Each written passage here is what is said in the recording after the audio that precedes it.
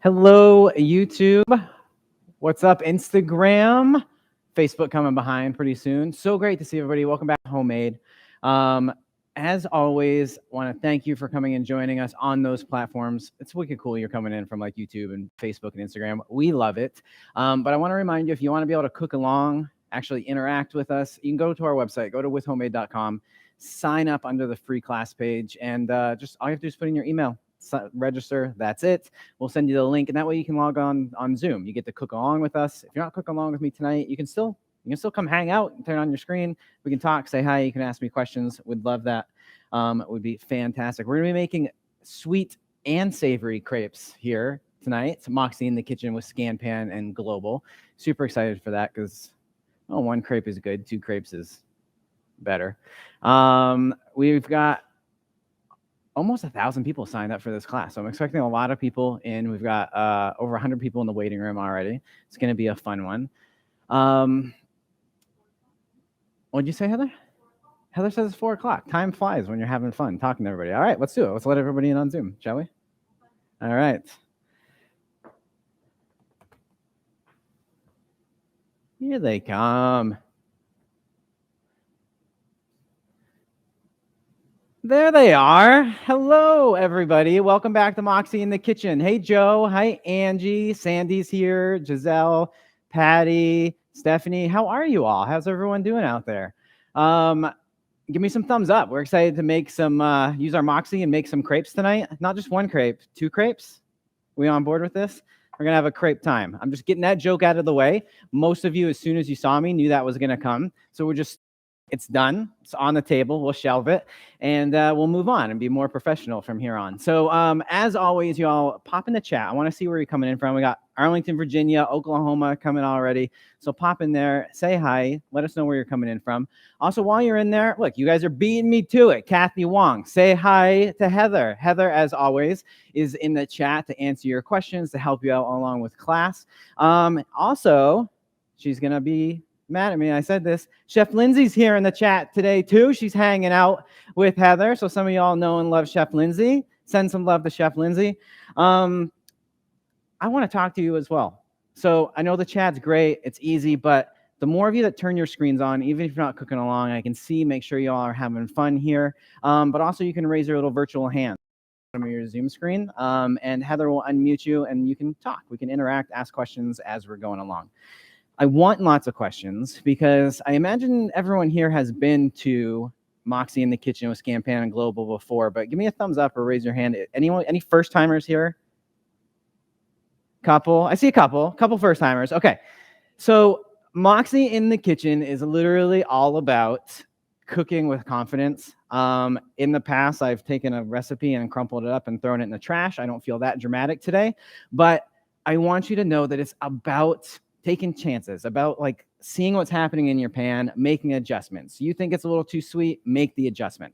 So I'm bringing that up because as we're going along, I want you to feel empowered to make adjustments, do things different as you go. But then also, even if you're feeling like a little empowered, but not all the way, like you're not totally moxified, that's when you can ask to unmute yourself, raise your hand, talk to me. I'll get you like fully moxified. Okay. So like I said, we're going to make sweet and savory crepes because I like both. And why not? We got the crepe pan out anyways. Might as well do two of them. So let's go over all the ingredients. That way we can make sure that you've got everything you need. If you have any questions, substitutions, anything like that, you can pop it into the chat, or you can raise your hand and ask me. All right. So let's see what we got first. Seems like a lot, but some of it's kind of a repeat. We're going to start on this side of the whisk. We've got our ingredients for our savory crepes here, okay? So we're using buckwheat flour for both of them. It's going to give us a really, really delicious flavor. It's going to bring more kind of flavor to the party than just regular all-purpose flour.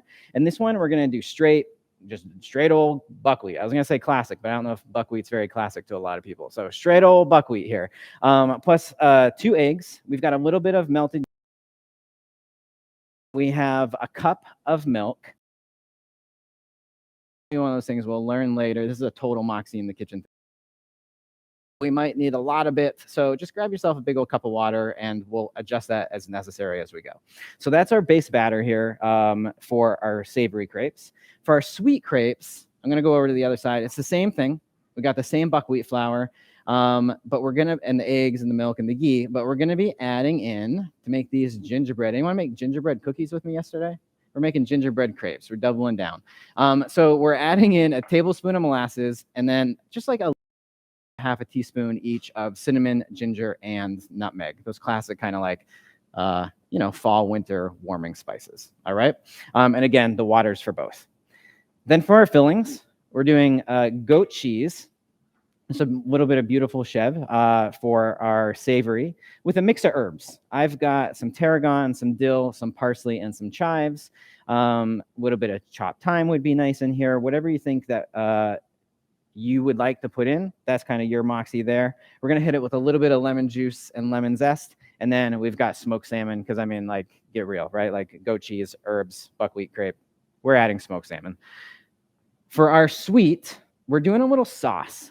It's kind of like, if anyone's familiar with classic crepe Suzette, we're doing kind of a cranberry version of that, although I feel like I should pour some alcohol in here to go with crepe Suzette. But we're basically going to be cooking down our cranberries, about a half a cup or so, about a quarter cup of maple syrup, and about a third of a cup of apple juice or apple cider. And that's going to make a sauce that later on we're going to mix a little bit of butter into, so about a tablespoon of butter or ghee, a little bit of lemon juice and zest again, and then we've got some toasted nuts and some powdered sugar optional for toppings. Okay. I want to point this out really quick as well before I get into the questions about the ingredients. Scan pan, crepe pan, low sides. Get in there and turn. Everyone knows the scan pan, the nonstick is just amazing. So I'm going to be able to use a little metal utensil on here to get underneath it and flip the crepe over. It's going to be basically no fat needed. I'm only going to add a little bit of fat just because I want a little bit of browning on my crepe. But I want to point out, if you don't have a crepe pan, don't panic. You can absolutely do it in a low-sided skillet if you want to. It's just going to be a little bit harder to get underneath and kind of lift that crepe up to flip it over. And that's why crepe pans are designed the way that they are, so that it's easier to get underneath. Okay. So I know it's not an ingredient per se, but one, shout out, awesome. Two, if you don't have one, I wanted to make sure, don't stress. Non-stick pan will be totally fine. So that's kind of everything that we're going to need. I want to check in. I see Wendy's got a question. If we can unmute Wendy. Hey, Wendy. Hi. Sure. Could I use rice flour or whole wheat? What's your suggestion? I would probably use whole wheat flour because it'll give you a semi-similar flavor to it. The only thing about that is you're going to want to be a little bit extra careful. One of the pluses to buckwheat flour is that you can mix it a lot without it getting really tough. It's that whole classic gluten thing. Whole wheat flour is going to be kind of the opposite side of the spectrum. So as you're mixing it up, blend it just enough to get everything together, but don't go any further than that. Okay. Yeah. All right. Thank you. You're welcome. And Carol's got a question too. Hey, Carol Woodford, how are you? I'm good. Great gingerbread cookies. Oh, awesome. Thank you. Yours look good. So I have 2% milk. Should I water it down at all or just use the 2% milk? Nah, you go that extra 1% fat and live your best life. It's totally fine. You're good. It's a good question, but no, you're fine. Just use it. You're fine. That whole milk, skim, whatever. It's totally fine. Heather, any questions in the chat? Take a peek. She says lots of questions in the chat. All right, we're going to start cooking in 20 minutes, everybody.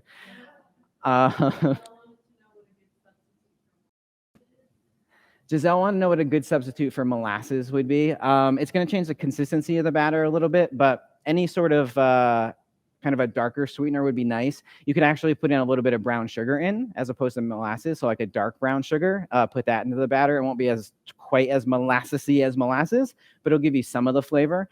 You could also put some maple syrup in there. Maple syrup would be really beautiful as well. That's my 2 thoughts. Courtney asked, can you use coconut milk? Courtney, you can, 100%. I'm going to give the chefy answer, which is Depends on if you feel like coconut vibes with smoked salmon and cranberries. But it's definitely going to bring a little bit of flavor to the party. But if you're cool with that, it's going to work totally fine. The amount of fat in there is going to be gorgeous. Is that it? One more. If you don't like goat cheese, what else could you use? If you're not opposed to it, honestly, like a cream cheese with the smoked salmon, like I'm thinking like a bagel would be beautiful. You know, you're making like a cream cheese and lox bagel, but in a crepe would be nice. You could also, honestly, you could go without it. Just the crepe with the smoked salmon and a whole bunch of fresh herbs would be delicious even without it if you wanted. That it? Yeah. She says that's it. All right, y'all, let's do this. I want to make some crepes. So that's actually what we're going to start with first. The longer you let a crepe batter rest, just kind of like the more tender it's going to be. It gives it a chance to like fully hydrate, just gives you a slightly better texture. So like overnight's great, even half an hour is great. I'll probably be pushing it and not doing quite half an hour here in class, but I want to get ours started so that it's resting as long as possible. So let's just start with the savory one. We'll mix the savory one up. So I'm going to grab my bowl, which has, again, we've got a cup of buckwheat flour in here. And I'm going to grab all the stuff that I need for that. You can do this in a blender. You can also do this by hand if you want to. But the big thing here is just making sure you get it really evenly combined so there's no lumps. So I'm going to start with my milk and pour that in. And then I'm going to crack my 2 eggs.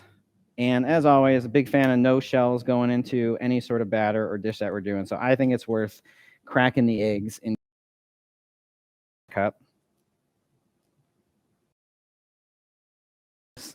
And we're going to put those in, and we're going to get those ready to whisk up. Now, little thing here, if you're doing this by hand rather than in a blender, if you're in a blender, it's going to be really easy to blend the eggs. But if you're doing it by hand, it's really nice just to kind of give them a little, I just don't know what to say other than just like smack it, just hit them a little bit, break that yolk up, just so that you're not putting those big yolks around trying to break them down later on. Then I'm going to add in melted ghee. And we're going to start whisking this up without putting any water in it. And just trying to get the lumps of our buckwheat flour out and get something even in consistency. And the reason why we're not adding any water is if anyone was looking at the recipe, you might have seen that it's kind of like when you're making pie dough and it says certain amount of water to like this much water to that much water. Even something like buckwheat flour, you never know exactly how well it's going to hydrate. You don't know exactly the size of the eggs you're going to use. There are variables here. And the consistency of crepe batter is really important. We want it to be almost like the consistency of heavy cream or maybe just like a touch thinner. And so as we are mixing this up, we want to gauge the consistency of our crepe batter and add water accordingly.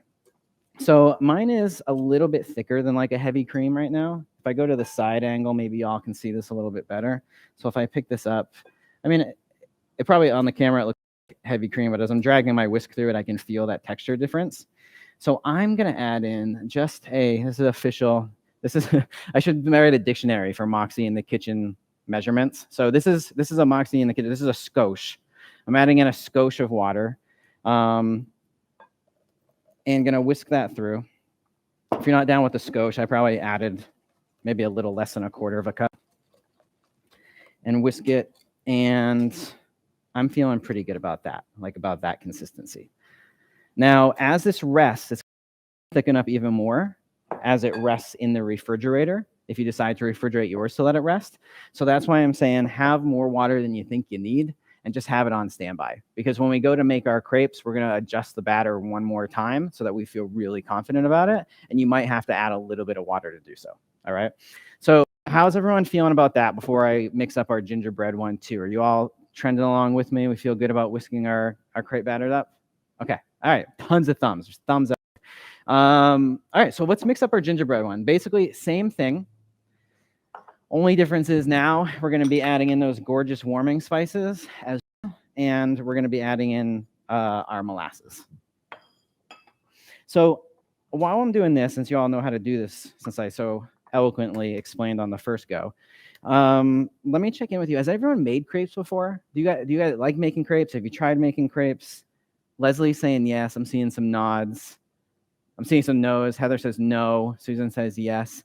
Okay. Well, I'm hoping that you all, after anyone that says no after watching this, them because they're surprisingly easy to make once you have kind of that moxie and that confidence, and they're a really great vehicle to do lots of different flavors. So it's like one of those arrows that's nice to have in your chef quiver and be like, what am I going to make? I make crepes and I can make it taste however I want to taste. So hopefully everyone will feel good once we're done. Oh, need my whisk. I was like, where'd my whisk go? I left it over in the other one. So I'm going to do the same procedure I did before.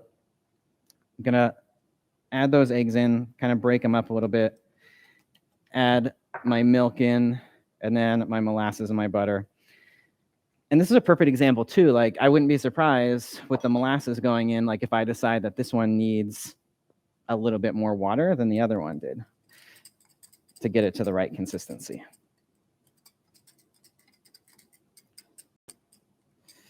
Awesome. Perfect. And the ghee is the last thing going in. So while I'm whisking this up and checking the consistencies, also a good time to check in. Heather, any questions in the chat? Anything that we need to go over? Or are people just crushing the crepe game? Wait a second. Why are people sharing memories about crepes in the chat and no one's sharing them with me? I want to be on this memory sharing situation. What's going on? What memories do we got?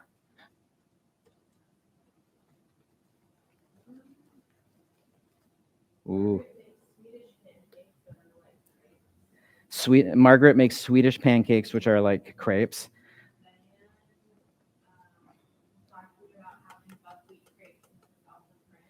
Ooh. That sounds delicious. Pam was talking about making having buckwheat crepes in the south of France.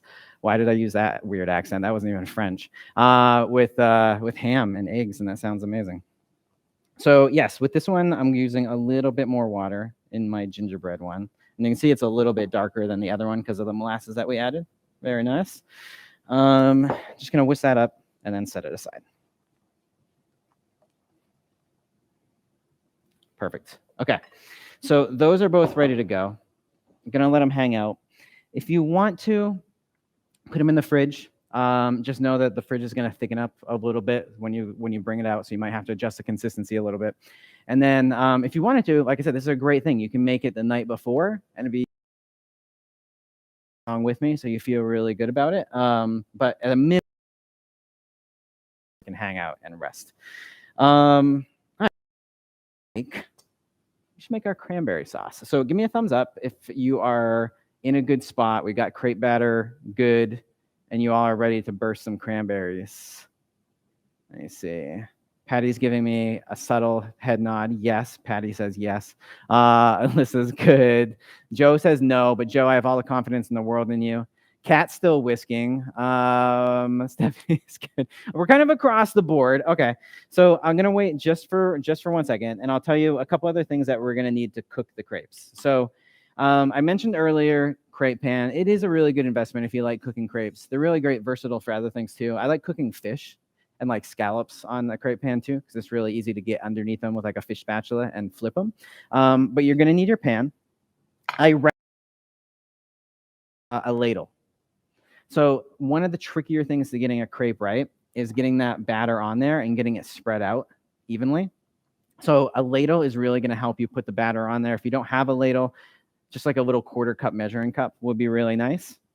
And then you might want to, just for the color on your crepes, arm yourself with a little bit of butter and like a pastry brush, okay? For our sauce, which we'll roll into right now, I want you to grab just any sort of like straight-sided skillet or even like a little saucepan or something like that that's going to be able to hold everything. It will be perfect. And turn it on to like a medium heat or so, because we just need it hot enough to be able to kind of like burst our cranberries and cook our liquid down. So I'm going to start with our awesome apple juice, apple cider. You could do sparkling apple cider if you wanted to. And add that in. Going to add in our maple syrup and then cranberries. And Fresh cranberries is fine here. If all you could find was frozen, that's totally fine as well. But this time of year, I think it's pretty easy to find fresh cranberries, right? People find those pretty easy. And we're just gonna bring that up to kind of like a heavy simmer and start letting those cranberries like break down, like burst open. If they get to a certain point and you want a little bit of a, I was gonna say a mashy consistency. That's a horrible way to describe it. But if you wanted to break them down a little bit more and have almost like kind of like a chutney, jammy sort of consistency, once they get nice and hot, you could absolutely kind of like press them down with a fork and break them down a little bit. Totally, totally up to you. All right. And while those are cooking, we can start working on our filling for our savory. So get yourself, is anyone using, I know some people asked about it, but is anyone using something besides goat cheese? Is anyone using a different filling? You can pop it in the chat. You can unmute and tell me. Anything, Heather? No, we're on the goat cheese train. Cream cheese. Okay. Sure. Sherry said anything but anything but goat cheese, which makes me sad, Sherry. I love goat cheese. Only reason I was asking is if you're using cream cheese or you're using goat cheese, this can be a little bit more difficult if you just took it out of the refrigerator. So you're gonna want to get yourself a pretty solid spoon to be able to mix it. You could also, if you didn't want to put in the muscle into this, you could put this into a stand mixer or use a hand mixer, because we're gonna want this to be pretty evenly mixed with like our herbs and our lemon zest and everything. All right. So just know that you might have to work it a little bit more. So I'm using a combo of parsley, dill, chives, and tarragon. I don't know if there's tarragon fans in the house, but I like it an awful lot. It goes great with fish. So I recommend using it in this dish. The only thing about tarragon, if you haven't used it a lot, is it can have kind of some thicker stems on it. So if you chop them up really finely, that's not so bad. But if you're not going to chop it up really finely, like, can you all see like this, what I'm talking about here? Like this stem, this guy. Up near closer to the top of it, sometimes that stem's okay to chop, but a lot of times I think it's worthwhile just to go and take the leaves off of your tarragon stem, so you're not getting those parts. They're just kind of like chewy. It's not a fun thing.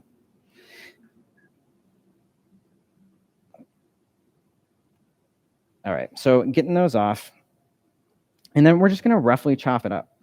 So I am a big herb fan, and this is a great kind of Moxie moment here. I'm a really, really big fan of herbs.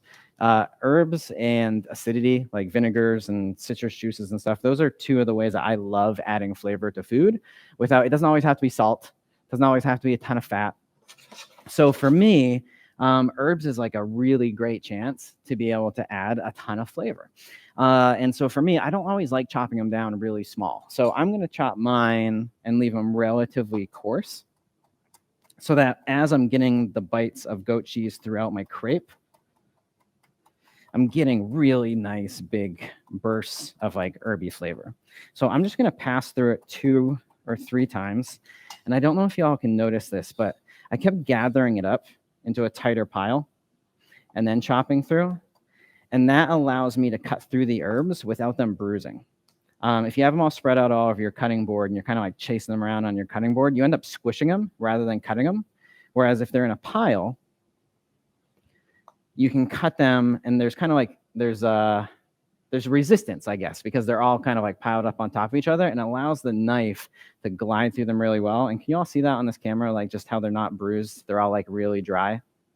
I always tell people, like, when you're cutting your herbs, if you move them to the side and there's a big like water spot underneath your herbs, that means all that flavor that was in those herbs is now on your cutting board instead of going in your dish. So when you're cutting these soft herbs up, you want to get them in a nice tight pile, and that allows you to cut through them without squishing them, and that means all that herb flavor is going to go in your dish. So that's as far as I want to cut mine. I want to have pretty nice larger pieces of herbs, because I'm a huge fan. If you want a more delicate bite in there, you can chop yours up a little bit more. And then speaking of herbs and bam, acidity. So herbs and acidity, two of your best friends, adding tons of flavor. So I'm going to put it in about a half a zest or half a lemon worth of zest, making sure to not get any of the white underneath. We just want the nice yellow stuff. The white stuff's really bitter. I'm going to add in a little bit of lemon juice as well. If you weren't a big lemon fan, you could use like maybe a little like red wine vinegar might be nice. A little sherry vinegar would be nice. But half of a lemon's going to go in of zest. I'm going to put in a little bit of lemon juice as well. Perfect. Is anyone else out there, like, talk to me and let me know. Is anyone else out there like big fan of herbs and acidity? Do you guys use these a lot in your cooking? A lot of vinegars, a lot of citrus, lots of herbs. Kathy, yes, Kathy. That was a definitive head nod. Thank you very much. Leslie saying yes. Okay, awesome. Because it really is, it's a game changer. Once you start feeling comfortable using a lot of like citrus, a lot of vinegars, a lot of herbs, it really, really, really, you notice how big of an impact it makes on your food. So, y'all, can you believe it? I'm supposed to be a chef and I didn't even bring salt over with me. What? What? Salt and pepper, y'all. We're going to put a couple pinches in, give it a taste and see what we think. Maybe we want a little bit more salt. Maybe we want a little bit more lemon.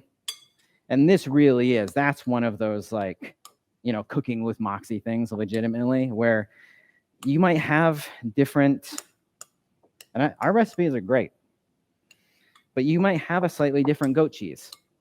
Goat cheese is tangy. Maybe you use cream cheese, and so you've lost some of that acidity that goat cheese has going into the cream cheese. So you might want to add more lemon than what the recipe says. So I want you to taste it and feel confident like making that adjustment so that you're really happy with it. Does that make sense? You all with me on that? Like, I want to put that out there, like legit. Like, I can't drive this home enough. Like, recipes are guidelines, y'all, and Moxie in the kitchen, and like we're here to teach you that like those are guidelines. Feel comfortable making the changes based on what is in your kitchen. All right, so I'm gonna try this out.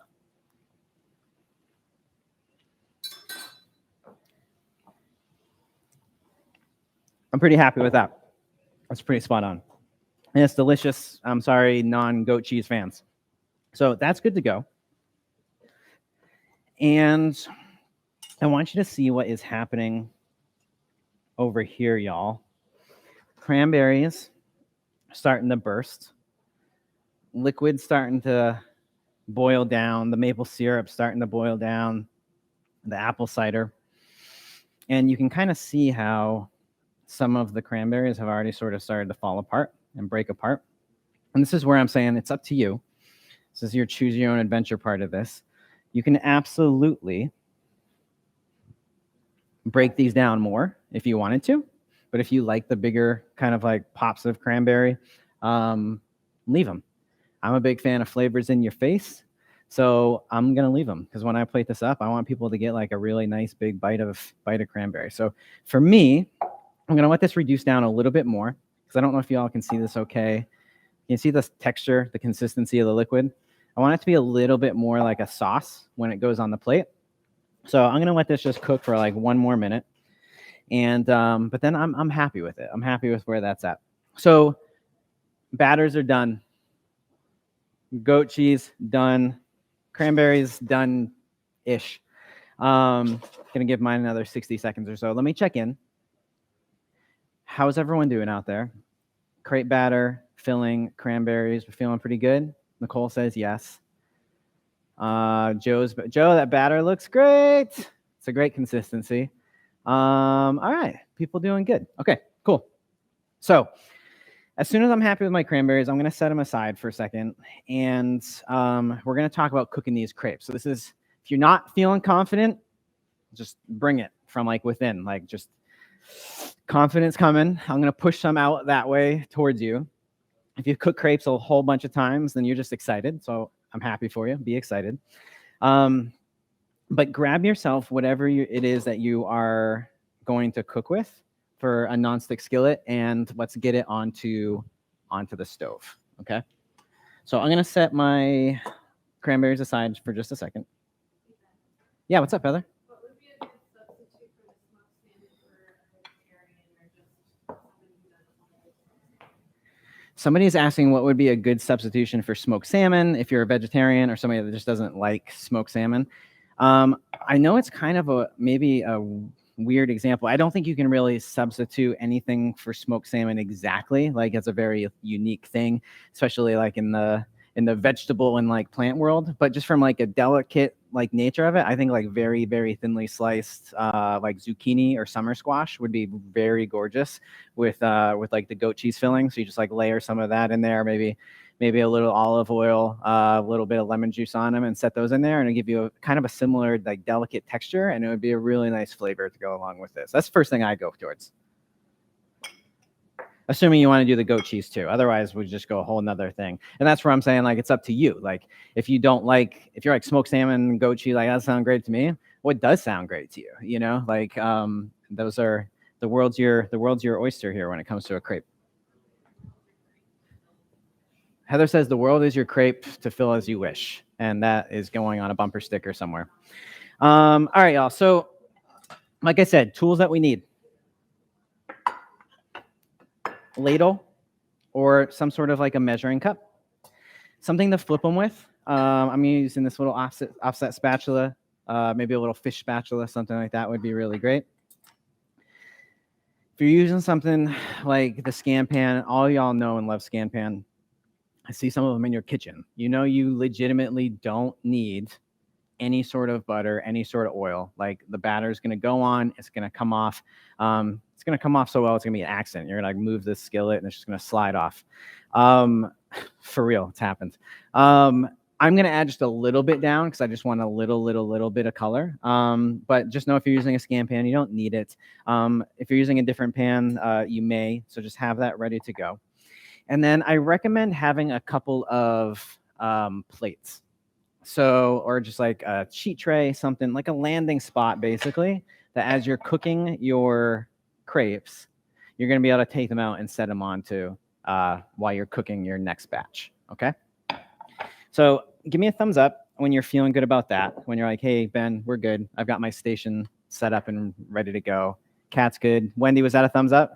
Yeah. Lynn and Bob, you're good. Lena's good. All right, let's go. Let's make some crepes, y'all. So first things first, whether you rested yours in the fridge or on the counter, I want you to check the consistency. So again, and I'm going to start with my savory crepes, I think. So again, if it was in the refrigerator, it's going to thicken up. Even just resting as that buckwheat flour starts to hydrate more and soak up more of the water, it's going to get a little bit thicker. So first things first, just give it a little whisk and check the consistency. And again, we're looking kind of like for a heavy cream consistency. You may not need to add any liquid. Like here, I'm still feeling pretty good about the consistency. Can you all see this? So I'm not going to add any to this one. The sweet one may be a different story. But if yours feels any thicker than like a heavy cream, it should be much thinner than a pancake batter. Then don't be afraid to add a little bit of water, whisk it up, and check again, because the consistency is important. And the reason why is if you've ever seen somebody do like really fancy crepe pan, or they got those like big round things, like those flat tops, they got the metal spreader stick and they like twirl it around. The whole point here is that we want to get a nice, even, thin batter as quickly as possible because it's going to cook fast. It's going to set fast. So we need a thin enough consistency that like we're going to be able to spread it all around the pan really well before it starts to set. And if yours is a little too thick on the first one, it's fine. It's like pancakes. The first one sometimes is just like a snack. You move it to the side. And on the next one, you can adjust the consistency a little bit and try again. All right. So I've got my pan on kind of like a medium-ish heat, maybe like a 5, 6 out of 10. And again, like, and I'm sorry, French folks, but again, kind of like pancakes, if you might have to gauge the temperature a little bit, like as you go. So if you feel like it's cooking too fast for you, you're getting too much color, if it's taking more than a couple minutes to cook, either side, you might have to turn your pan up or down, but let's start on medium heat and go from there. So going to take a little bit of butter, in this case, ghee, not very much. Again, I'm not using this because I don't want it to stick. I'm only using it for color, and I'm going to spread it over the pan. And that's a first good way to test if your pan is too hot, is if the butter starts browning on you and sizzling like immediately, your pan's probably too hot. All right. So it shouldn't be really aggressive, lots of bubbles, like lots of action. Really, really gentle heat. Gonna give it a little feel. Mine still needs a tiny bit of time to warm up.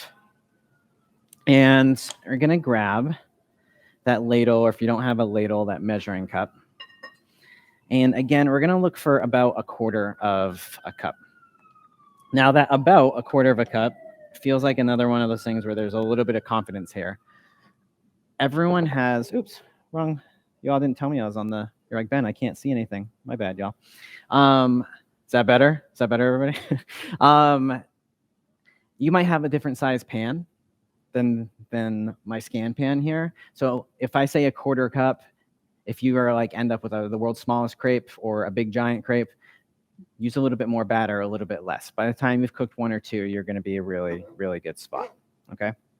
So I don't have brown butter, but I'm seeing little wisps of smoke coming up, a little bit of heat. This is a point where I'm feeling pretty good about this. Gonna take my ladle, bring my pan close, pour my batter in, and I'm gonna start twirling from the center out. I might need just a tiny bit more batter. Perfect. And you're just kind of twirling it, trying to keep it as even as a circle as possible. And then let it cook. So it should only take maybe like 2 to 3 minutes on that first side. Your first side's the one you're going to have more color on. If you everyone's made pancakes, right? I got some, yes. All right, everyone's made pancakes. Silly question, but yes, everyone's made pancakes. Sort of a similar idea here. You're going to start seeing the top start to cook. It's going to start cooking more from the outsides first. It's going to start to set over there. And then you're slowly going to start to see the inside cooking a little bit more. And you're going to see a little bit of like tiny bubbles starting to form. And once you get to that point, again, maybe a minute and a half, maybe 2 minutes, you can take a peek, see what it looks like. It's set, but I want a little bit more color, so I'm going to leave it for a second. And the trickiest thing here is that you don't want to overcook it trying to chase color. So if you're like, I didn't get as much brown spots as I want, then turn your heat up a little bit and get it by getting more heat next time. Don't leave it on here longer, because if you cook it much longer than that couple minutes on one side, maybe another minute on the other, you're going to end up with like dry, tough crepes, because they're just going to dry out and be like kind of like cracker things. So that's where I'm saying, you know, you have to kind of be confident cooks and adjust the heat at home based on your pan. Ooh, that looks so nice. You know, so like mine, I'm going to turn the heat up just a tiny bit more, try and get a little bit more color next time. But that's basically what we're looking for. And I don't know if y'all saw this here. Easiest way, little metal offset spatula or fish spatula, something like that, so you can get underneath. And the easiest way to flip them is you basically just grab the edge and you just pick it up and flip it over really quick. I'll do it one more time with a lot more grace. Can we see on the side? No, we can't. But I'll bring the pan down here for a second so you can see it. So underneath, pick it up and just drag and flip, just like that. All right? Do it a couple more times just so you see. So underneath, boom, confident flip over, and that's it. That's your crepe. So I'm going to give it 1 more minute on that side. Going to move it out to my plate, and we'll make another one. So that's it, y'all. That's how we make our crepe. We're going to judge our temperature right, 1/4 cup of batter, get that little wrist twirl. Some of you, inevitably, I know you're going to like be doing the whole body twirl. You're doing this whole thing. Lindsay's saying that's what she does. She's like, I get my whole body into the crepe making process. I don't. I love leaning on counters, so I'll just do this. But that's it. 1 crepe done, out, and onto my plate and ready to go. So I'm going to start making a few more. I want to check in, see what's going on there. Heather, anything in the chat? Anybody want to raise their hand and talk to me? How's things going out in the crepe world?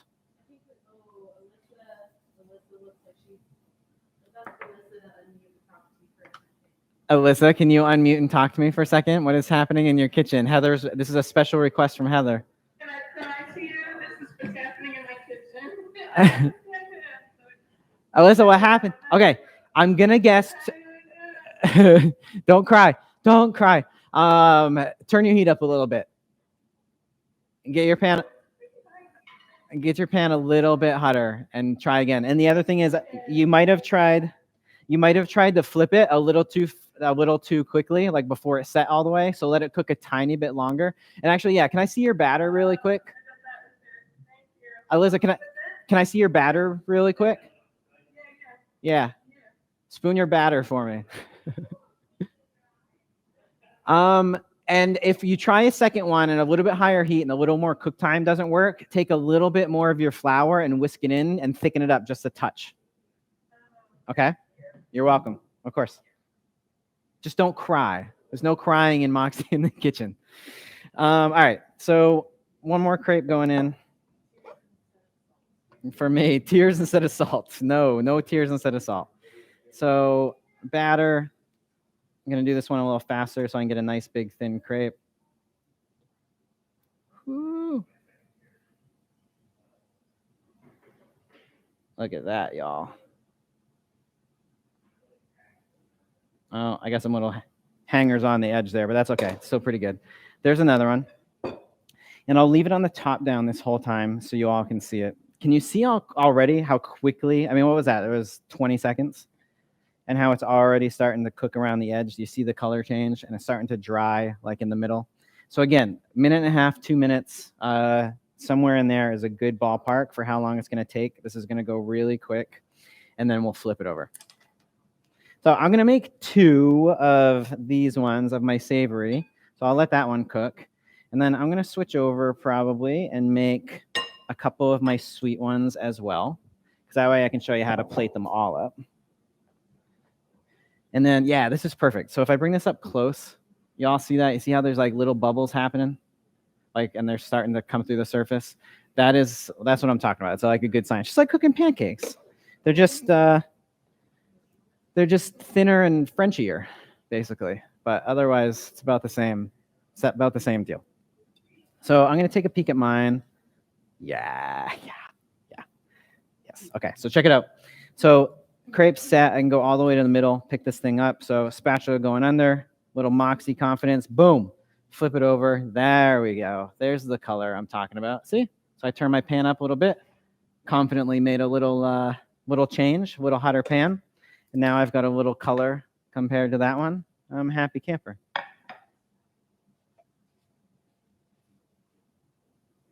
All right, be real, y'all. Easier than you thought if this has been your first time making crepes? We doing okay? I got a quiet crew tonight.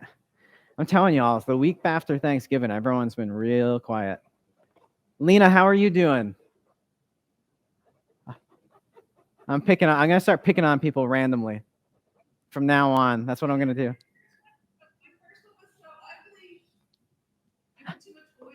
That's right. That's what I said. So the first one is like, it's like your tester. Then you make some little adjustments. The second one is gorgeous, Lena. That's fantastic. Did you add to the cranberries lemon zest and lemon? I have not yet, because I'm going to do that at the end. I'm going to whisk in the butter and then make the adjustments for like seasoning, like a little bit of salt, a little bit of lemon, that kind of stuff. Yep. Yeah, and after we make a couple sweet ones, I'll show you how to finish that sauce off.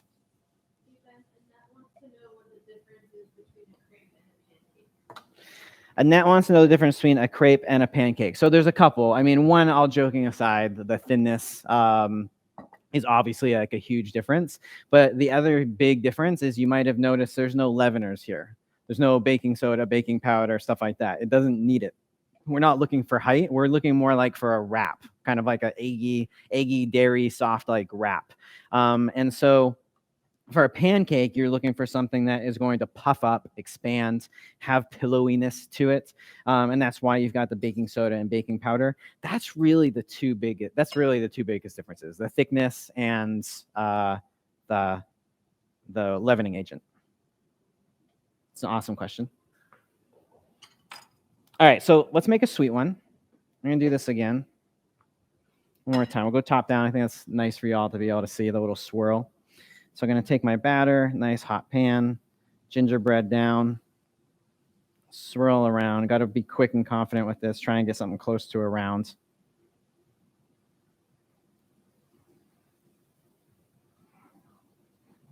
Gorgeous. This one might be a little thick, but that's all right. There's worse things in life than a thick crepe. Gingerbread cooking. I'm gonna check in because I've got Kate Watts. What's going on in Crepe Town, Kate?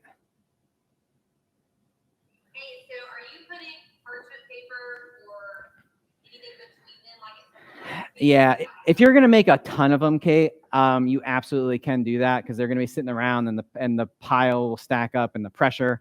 So you can do the parchment in between to make sure they don't stick. But if you're gonna eat them really soon and you're not making a million of them, you don't have to do it. It's just kind of like an extra line of defense to make sure they don't stick together. But thank you for asking that because I forgot that was in there. It's just really nice if you're making a lot. How are your crepes going though?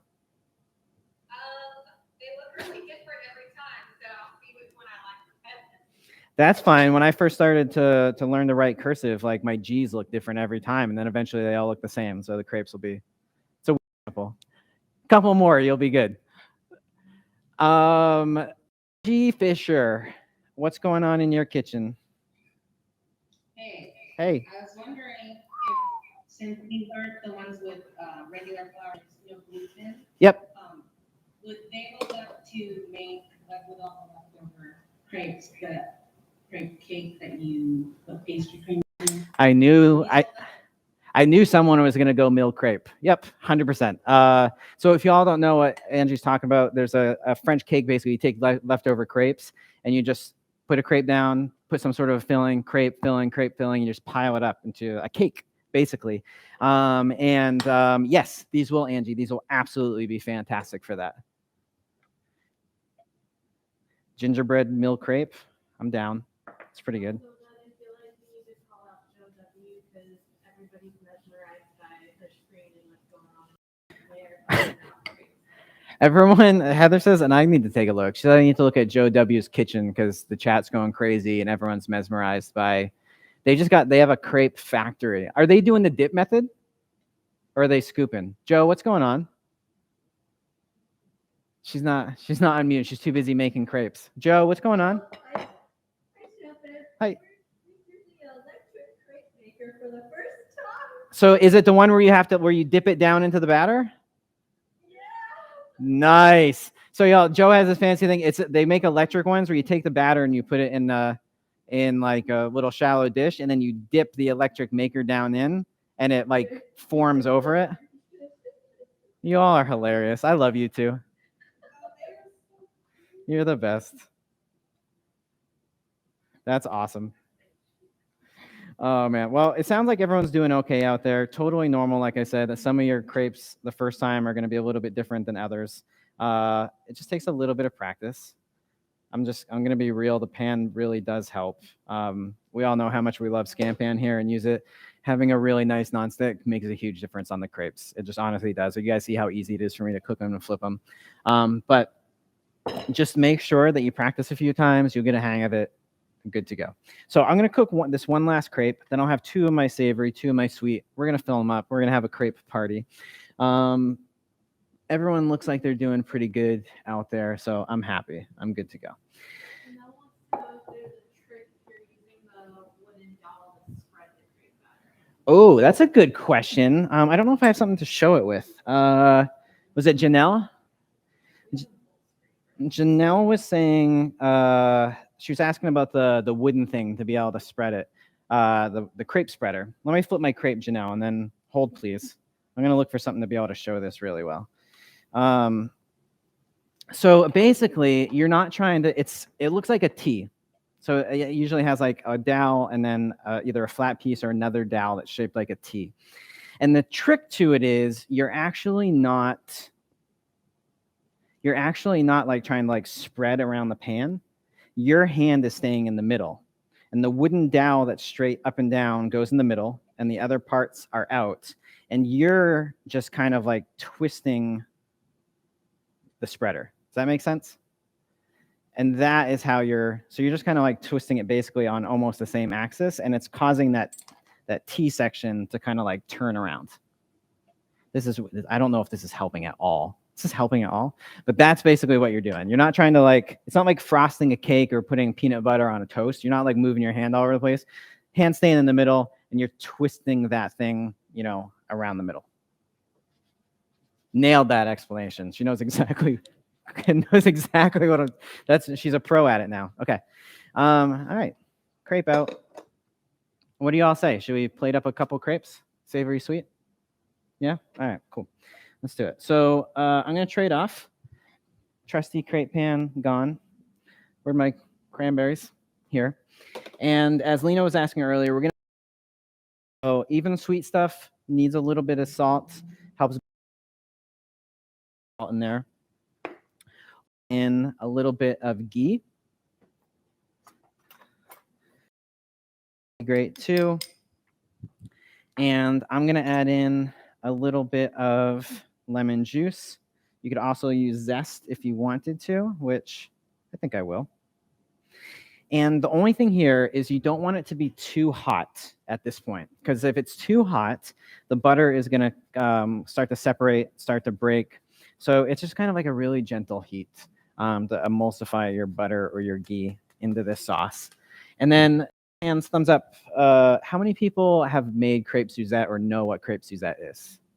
Are we familiar with this? Because I mentioned it earlier. Leslie says yes. Stephanie, and okay.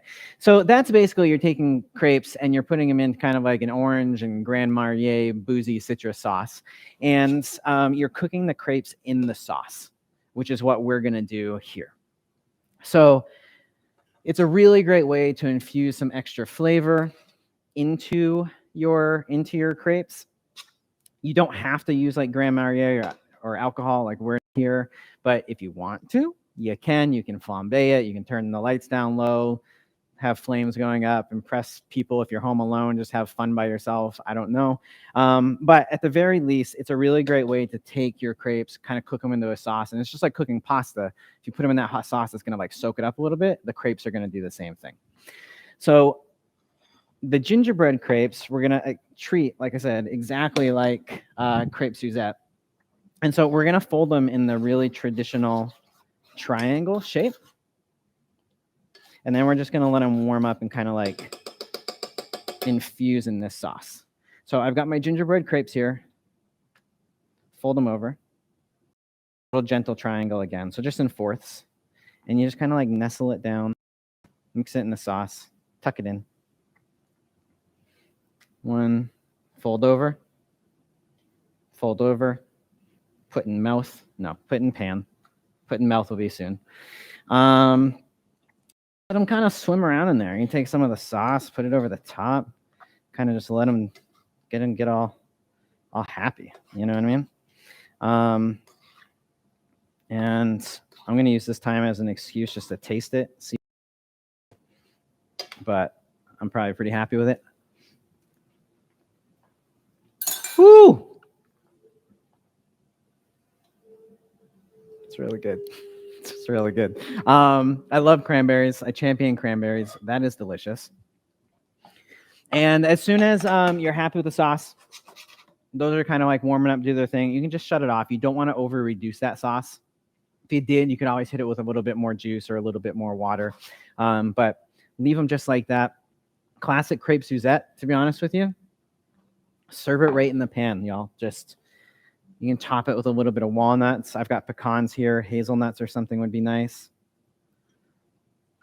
And then if you wanted to, you could take a little bit of powdered sugar right over the top and just keep them right in the warm skillet. Put it right down on your table. Boom, served, ready to go. Cranberry, gingerbread, sweet crepes. No one's going to be upset about that. And then let me show you how to do a different style, because there's different ways that you can fold up your crepes.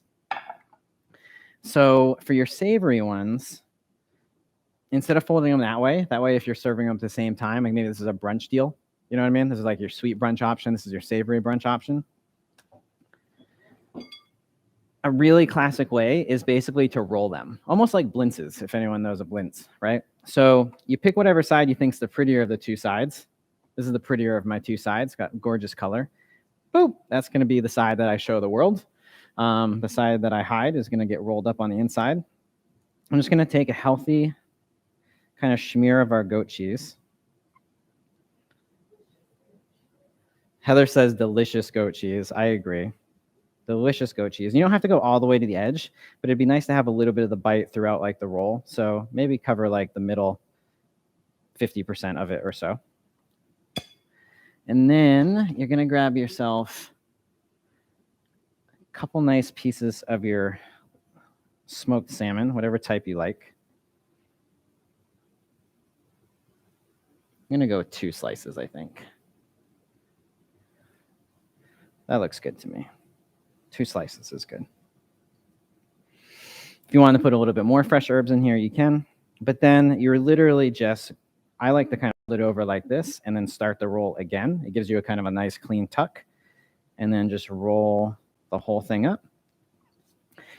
And lay them out on a plate just like that. And you can kind of make, so I'll make another one and you can see, but we've got really gorgeous rolled, filled crepe just like that. So I'll do one more. And while I'm doing one more, I want to check in, see how everyone's doing out there. Are we having crepe success? Are we feeling our Moxie selves? Like, how are we doing? Alyssa, did your crepe world turn around? Alyssa's crepe looks fantastic, y'all. Drop a congratulations for Alyssa. She went from falling apart crepe to crepes that look better than mine that fast. Super proud. That's awesome, Alyssa. I love it. Awesome. Good, good, good. That makes me so happy. How's everybody else doing out there? Yay. Thank you, everyone. Round of applause for Alyssa. Love it. Everyone else doing good, Heather? Looking good to me. Everyone seems like they're doing good. All right. Y'all have fun. For the people that have made crepes before, or if you haven't made crepes before, y'all feeling confident? You feeling some moxie about this? We're good? Yeah, Kat's like a whole vibe. She's like sitting on my counter, like just chilling out, like confident. She's feeling it. So, okay, that makes me really, really happy. A couple things I want to point out to y'all. I know everyone runs to the Scan Pan website and picks these up. These crepe pans are so popular. Not on the website right now, but they are at other places, so I want to point that out in case you go looking for them. But if you do go to the website, the only people that they're advertising this to, they Cyber Monday sale after Cyber Monday, so they did like, their emails and their advertisements and everything to that. And then for everyone that signed on tonight, you all get to know that they extended a whole bunch through the 5th. So if you go to the website and you check that out, that's stuff that only you all know about now. So special Moxie in the Kitchen insider information. And you can find the crepe pan around. It's just so popular on their site that it's out at the moment. All right. Oh, awesome. Heather said she put links in the chat for retailers that, what'd you say? Oh, Emily did. Oh, hi, Emily. How are you, by the way? Hi, say hi. Emily says, shh, prices are going back on the 6th, so you get to know first. Yeah, everyone. So you have, 4 days? 3.5 days now. Rush. Hi, Emily. So everyone, these are your crepes. Sweet and savory. Everyone feeling good? This is a fun one. I love making crepes. You guys are crushing it. Oh, Carol's got a question. What's going on, Carol? Okay, so I was looking at my sweet crepe batter, trying to figure out why it was so thin, and then I saw the whole flour sitting on the camera. And now my crepe batters, my savory ones are coming out nice and good. Gotcha. Yeah, the flour in the crepe batters, that is. At the beginning, I said, like, be confident and kind of make your own changes. Too far. It's just a touch too far. It's funny because I spend New Year's Eve every year making crepes and rolling blintzes because I make Romagna blintzes for New Year's Day. Oh, that sounds delicious. Well, then, you just put that flour in right now, whisk it up, and that batter will be fine. You're good. You're good to go. That's awesome. Well, here's a little view for you. We got our blintzes. We've got our cranberry gingerbread crepes. That's our Moxie in the Kitchen. I'm pretty excited about these. I want to see yours before we go. If anyone's got any finished. Patty Weeks, you're holding yours up. Love it. They look gorgeous. Oh, the smoked salmon ones look really, really nice. That is fantastic. Joe's just got a pile. She's opening a crepe store. If anyone lives near her, you can just go pick those up starting tomorrow at 9 a.m. Pacific time. She'll have them packaged and ready to go. Carol, those look Lynn and Bob, fantastic. Lena, absolutely wonderful. Your cranberry ones look great. The sauce looks great. Stephanie, yours too. Everyone, those are fantastic. Well, thank you guys again, as always, for coming and crushing it, cooking with confidence, cooking with Moxie. Rush, go get those scan pans. I'm telling you, game changer for anyone that knows. You got them, especially that crepe pan. I pointed out before, like scallops, fish, being able to get in on that low side. It's not just a crepe pan; it's an easy access pan. You know, and beyond that, go online, tag your photos. As always, we love to see them. I can't tell you, it's legit. I go home and I like look at the hashtags and the things, and I like seeing all your dishes. So make sure you're tagging ScanPan and Global, hashtag Moxie in the kitchen, hashtag cooking with homemade. Hit us up so that we can see all the work that you have done tonight. And until next time, have a great time cooking, cook with Moxie, and we'll see you sometime soon. All right, y'all. Bye. Have a good night. Enjoy your crepes. Bye.